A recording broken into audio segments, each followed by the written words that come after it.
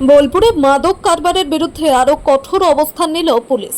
মাদক ব্যবসার সঙ্গে যুক্তদের উদ্দেশ্যে স্পষ্ট বার্তা দিয়ে বোলপুর থানার পুলিশ জানিয়েছে, অবৈধ মাদক কারবারে জড়িতদের ওপর কড়া নজরদারি চালানো হচ্ছে এবং ধারাবাহিক অভিযান অব্যাহত থাকবে।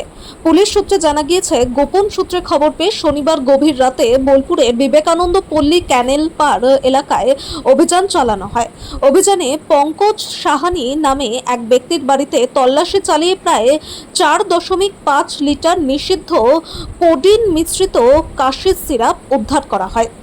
বাজেয়াপ্ত হওয়া ওই নিষিদ্ধ সিরাপের আনুমানিক বাজার মূল্য প্রায় 60,000 টাকা বলে পুলিশ জানিয়েছেন। উদ্ধার হওয়া মাদক দ্রব্য বাজেয়াপ্ত করার পাশাপাশি অভিযুক্তকে গ্রেফতার করা হয়েছে।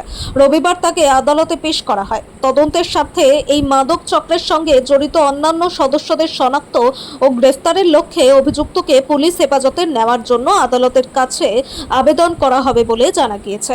পুলিশের দাবি, বীরভূম জেলার বিভিন্ন এলাকায় মাদক পাচার ও অবৈধ মাদক ব্যবসার বিরুদ্ধে নিয়মিত অভিযান চালানো হচ্ছে। ভবিষ্যতেও এই ধরনের অভিযান আরও জোরদার করা হবে বলে জানিয়েছে পুলিশ।